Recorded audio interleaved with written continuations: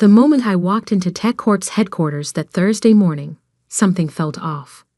Security guards I'd known for years suddenly avoided eye contact.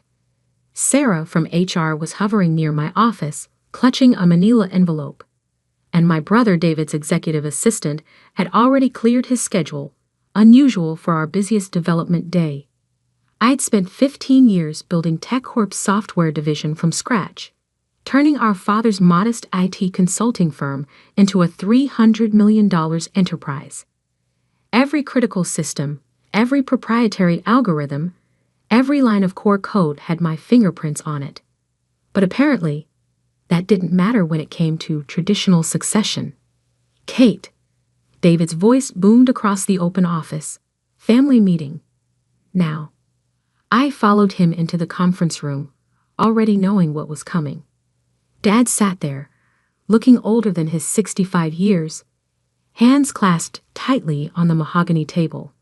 The leather portfolio in front of David, the same one he'd carried to his secret board meetings, held transfer paperwork I'd discovered weeks ago. "Let's make this quick," David said, straightening his Rolex. Mom's retirement gift to him. Dad stepping down.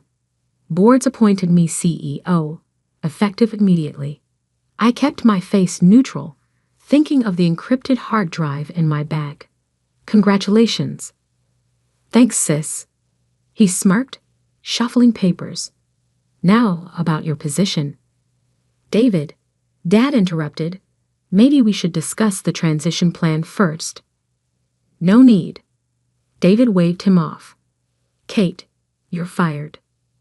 The room went silent. Outside, developers who'd worked under me for years pretended not to listen.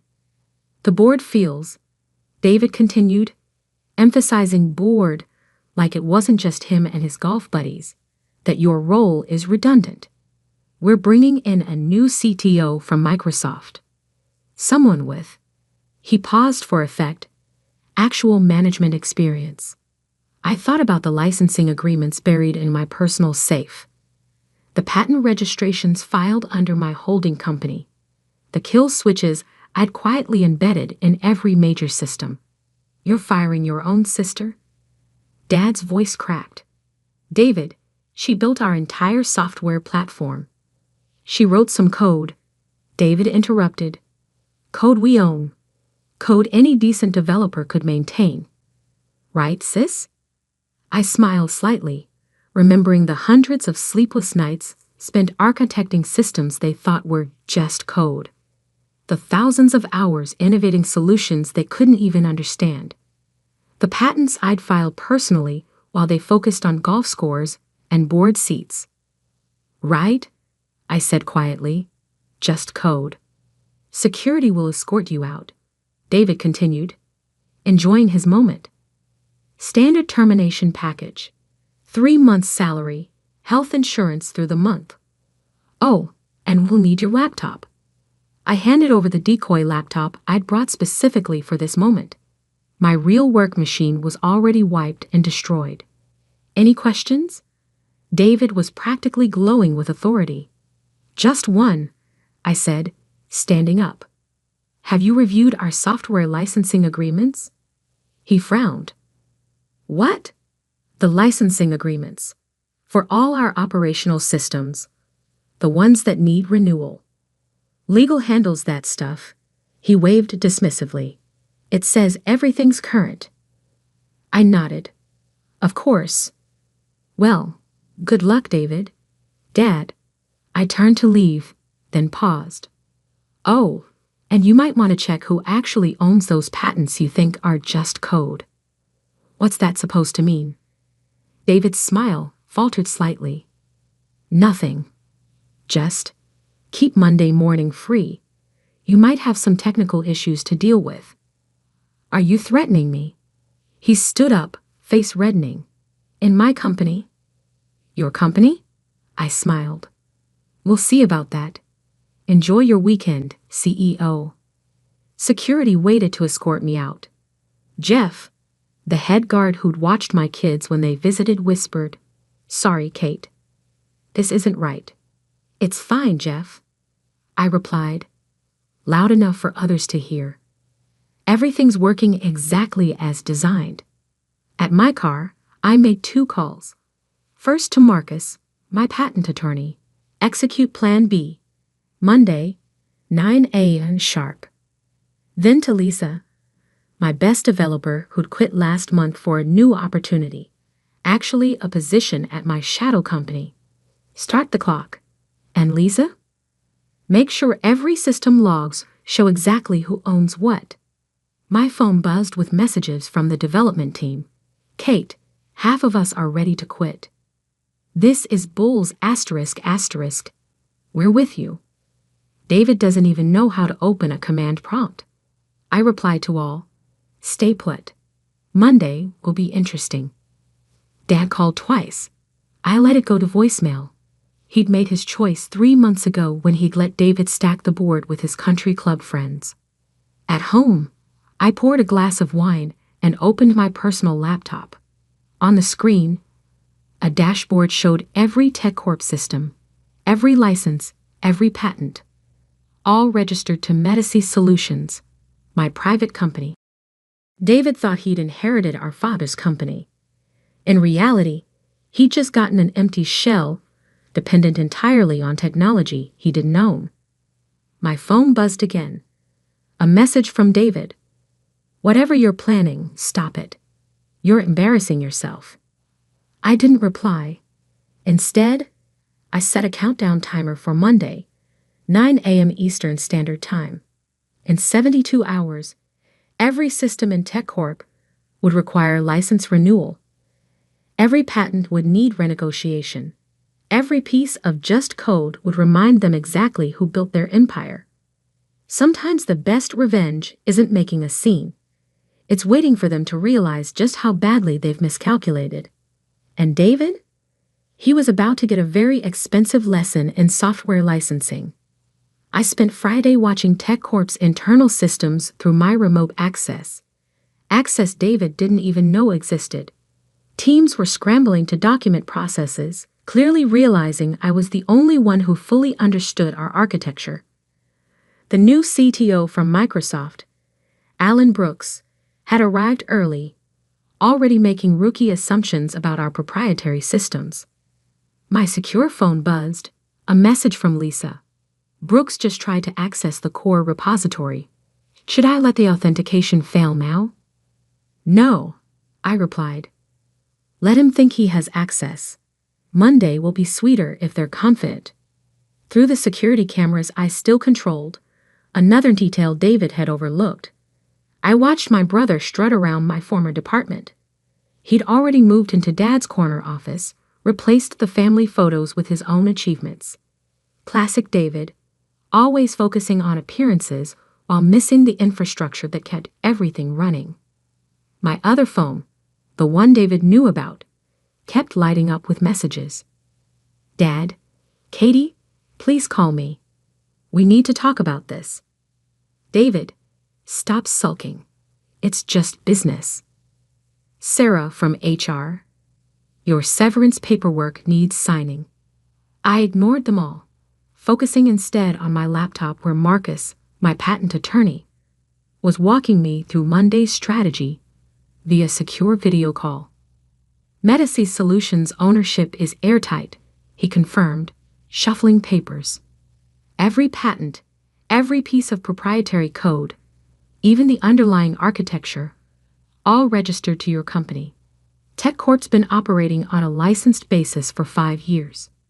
And David never noticed the licensing fees. Marcus smiled. He approved them himself, called them standard tech maintenance costs in the budget meetings. Never bothered to read what he was actually paying for. On another screen, I watched TechCorp's development team chat. Dev 1. Anyone else notice we can't modify core systems? Dev 2. Brooks says he'll rewrite everything from scratch if needed. Lisa. Good luck with that. Base architecture alone is 2M lines of code. I smiled, remembering the countless nights I'd spent building those systems while David played golf with board members.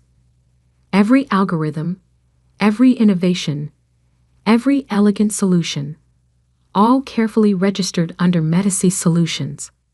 My phone buzzed again. A message from Mom. Your brother's just trying to modernize the company, dear. Give him a chance. Modernize? Right. David thought modernization meant new office furniture and fancy coffee machines. He had no idea that the real value of a tech company lay in its intellectual property. Property I'd quietly secured while they underestimated me. Kate. Marcus interrupted my thoughts. Brooks is trying to access our patent files at the USPTO. Let him, I replied. He's about to get quite an education in IP law. I pulled up the kill switch interface, a beautiful piece of code that would require re-authentication of every license, every patent, every piece of proprietary technology. At 9 a.m. Monday, TechCorp would discover that their entire operation depended on technology owned by the sister they just fired. My secure phone buzzed again. A message from Jensen Technologies, one of our biggest competitors. Heard about the leadership change. Interested in discussing acquisition of Medici Solutions patents. I replied, not for sale. But ask me again Tuesday. Through the security feeds, I watched David in Dad's old office, probably practicing his CEO poses in the window reflection. He'd always been like this, convinced that leadership was about image rather than substance. Even as kids, he'd take credit for my science projects, confident that no one would believe his little sister could be the real brain. The intercom beeped. My private assistant, Mr. Anderson, David, is trying to reach you on all channels. Should I continue blocking? Yes, but log everything. We might need it later. I turned back to my laptop, reviewing the licensing terms one more time. The agreement was clear. All intellectual property rights remain with Medici Solutions. TechCorp's right to use the technology is contingent on maintaining active licenses. Licenses that expired. Monday at 9 a.m., I whispered, signaling the timeline. Another message from Lisa. Brooks just announced a complete system overhaul starting Monday. Says we don't need the old legacy code. I actually laughed out loud. Legacy code? They thought they could just replace 15 years of sophisticated engineering over a weekend? The arrogance was almost impressive. My phone lit up with a final message from David. Found your little patent files. Nice try, but company lawyers say everything you developed belongs to TechCorp. Stop playing games. I forwarded the message to Marcus, who replied immediately. He's looking at the internal documentation. Wait until he finds the actual USPTO registrations. Opening my safe, I pulled out the original patent paperwork. Every innovation, every major system component, all registered through Medici Solutions while David was busy playing corporate politics. The company lawyers would figure it out eventually, probably around 9:05 a.m. Monday when everything stopped working. Lisa? I messaged. How's the team doing? Scared. Brooks is making big promises. David's threatening to replace anyone who questions him. Tell them to look busy, act concerned, but don't fix anything. Monday morning, they'll understand. I poured another coffee and settled in for a long night of preparation. Through my monitors, I watched TechCorp's systems continue to run smoothly. For now, every line of code, every elegant solution, every critical function waiting for Monday's revelation. In his new CEO office, David was probably dreaming of stock options and board meetings. He had no idea that his first business crisis was already programmed and counting down. Sometimes the best revenge isn't immediate. Sometimes it's watching them celebrate their victory right before they discover it was actually their defeat. And David? He was about to learn a very expensive lesson about the difference between owning a company and controlling its technology. Monday couldn't come soon enough. Monday, 8:59 a.m. I sat in my home office, watching 6 different monitors tracking TechCorp's systems. The main screen showed a countdown. 0:00, 47 seconds, until every piece of proprietary technology required reauthorization. My secure phone buzzed. Lisa was already at the office. Brooks is giving a presentation about his modernization plan. David's here too. Full staff meeting in the main conference room. Perfect. Through the security feeds, I watched their confidence. David at the head of the table, that familiar smirk on his face. Brooks standing by a PowerPoint titled TechCorp 2.0. The future starts now. 8:59, 45 a.m. Before we begin, Brooks was saying, I want to address the concerns about our core systems. Yes, we're replacing everything. Yes, it's ambitious. But with my experience at Microsoft. 8:59, 50 a.m. David checking his Rolex, probably thinking about his first CEO press release. 8:59, 55 a.m. The development team exchanging knowing looks. They'd seen my code. They knew what was coming. 9:00, 0 a.m. Everything stopped. Every screen in TechCorp went dark for exactly 3 seconds. When they came back online, a single message appeared. License expired.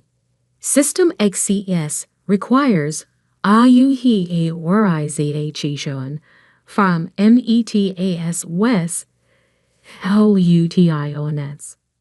Through the security feed, I watched chaos unfold. Brooks frantically typing commands that went nowhere. Developers pretending to look surprised. And David, his face transitioning from confusion to anger to the first hints of fear. My phone exploded. David, what did you do? Dad, Katie, the systems are down. Brooks, Ms. Anderson, we need to talk. TechCorp legal. Urgent matter requiring immediate attention. I ignored them all, watching the second phase activate. Every computer displayed the same message. ATTNTION. All TechCorp operational systems are licensed through Metasys Solutions. Card status. ACCS. Please contact licensing at metasys.com for immediate assistance. The conference room erupted. Brooks was shouting about backup systems, which were also licensed through Metasys. David was turning that particular shade of purple he reserved for when things didn't go his way. 9:05 a.m. Right on schedule, Marcus sent the official notification. Dear TechCorp leadership, this serves as formal notice that all technology licenses previously granted by Metasys Solutions have expired. Continued unauthorized use of our intellectual property will result in immediate legal action.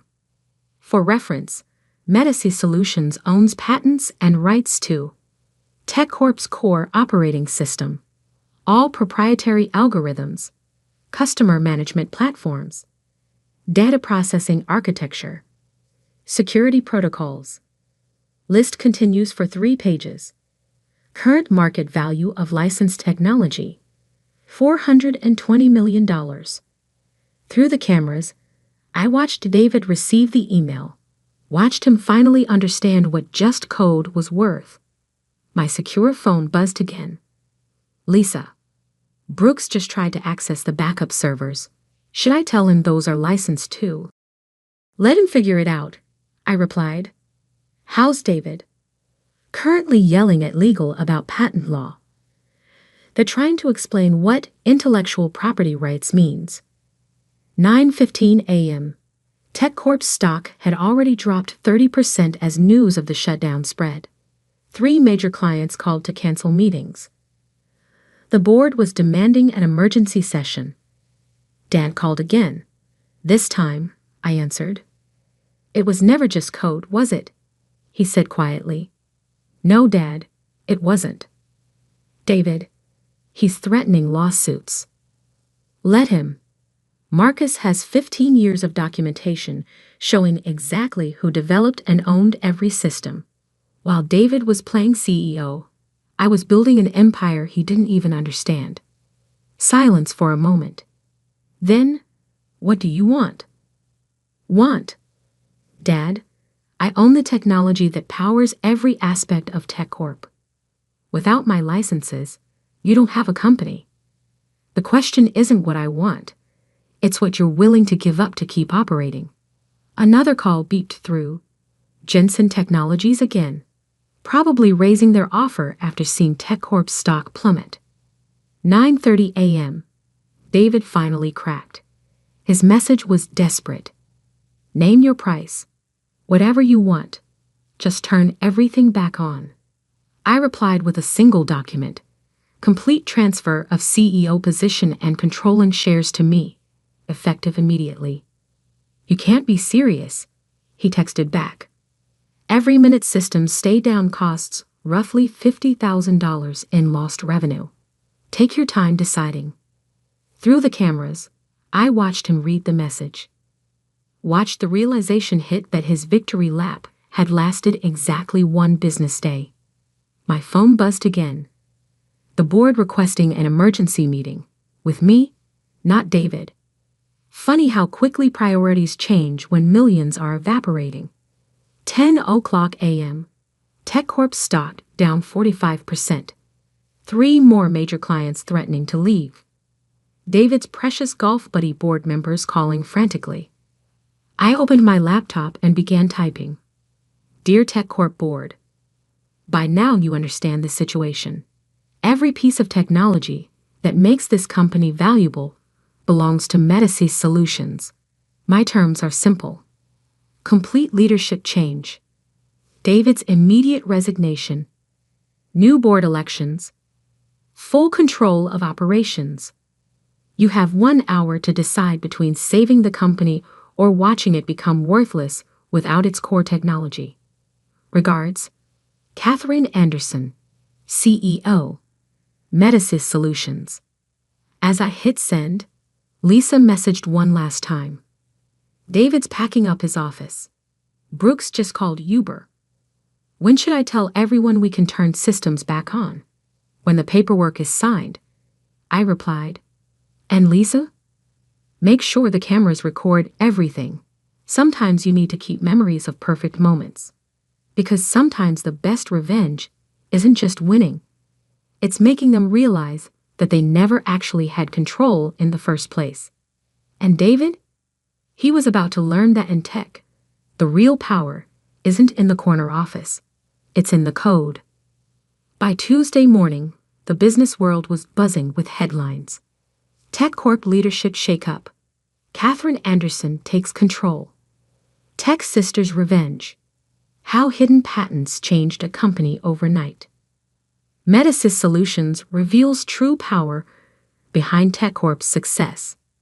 I sat in what was now my office, not David's, not Dad's, but mine, watching the stock rebound after the morning announcement.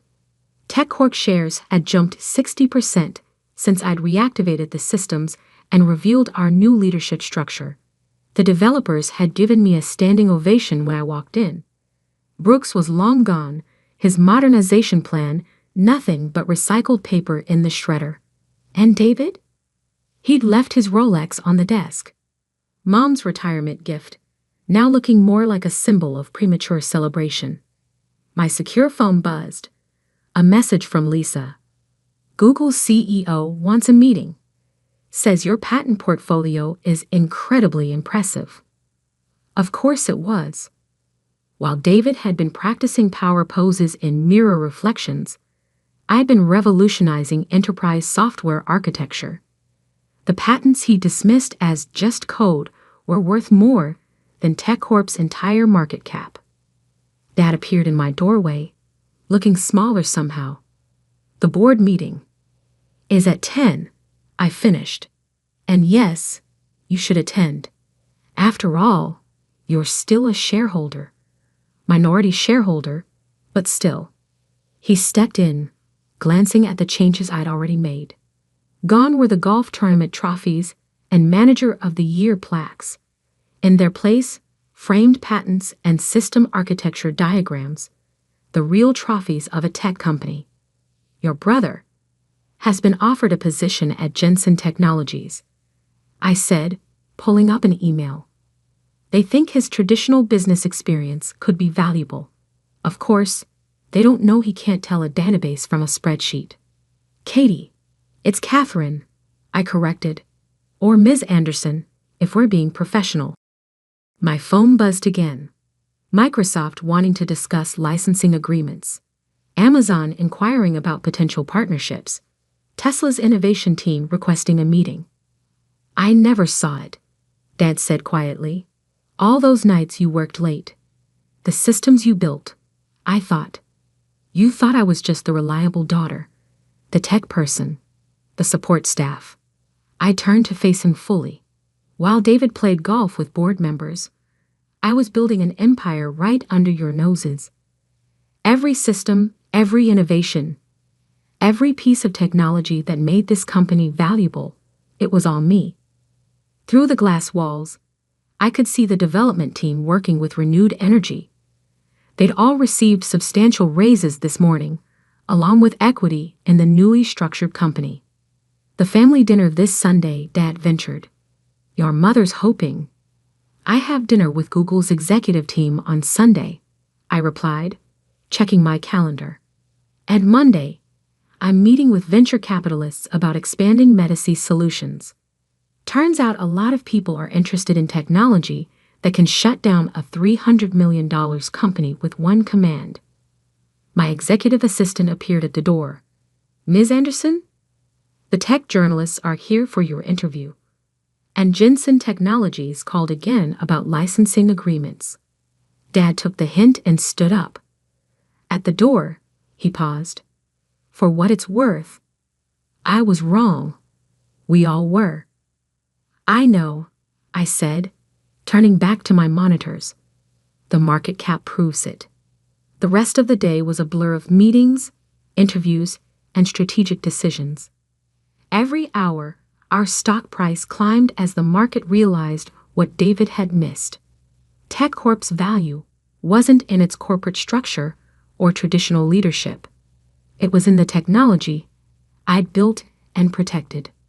Around 6 p.m., as the office was quieting down, Lisa brought in one last update. David's things have been cleared out, she reported. But we found something interesting in his files. He'd been planning to sell off the tech division, called it support staff, overhead. I actually laughed. Sell the only part of the company worth anything? Classic David. Also, she continued, Brooks had started documenting our systems. Want to see his analysis? She handed me a folder. Inside, pages of confused notes tried to make sense of my architecture. It was like watching a kindergartner try to decode quantum physics. My phone buzzed one final time for the day. A message from Mom. David's devastated. Surely there's a compromise. I typed back. There is. He can apply for an entry-level position. Learn the business from the ground up. After all, isn't that what you always told me? Start at the bottom. Work your way up. Looking out over the city skyline from my office, my real office, I felt a satisfaction deeper than revenge. This wasn't just about proving them wrong. It was about showing them what just code could do. The next morning, TechCorp's new leadership team gathered for our first strategy meeting. Gone were the golf buddies and country club networks. In their place sat tech innovators, patent attorneys, and development leads. First order of business? I announced. Rebranding. TechCorp is now officially merged with Medicis Solutions. Welcome to the future of enterprise technology. As applause broke out, I caught my reflection in the window. No power poses needed. No borrowed authority. Just pure, technological dominance. David's last email sat unread in my inbox. You've destroyed our family legacy. No, dear brother. I'd saved it. Transformed it. turned a fading tech consultancy into a genuine innovation powerhouse. The family legacy wasn't in the name on the building or the corner office furniture. It was in the code. It always had been. And now, finally, everyone knew it. The best revenge isn't just winning. It's winning so completely that they have to admit they never understood the game in the first place. Welcome to my game. Welcome to my code. Welcome to my company.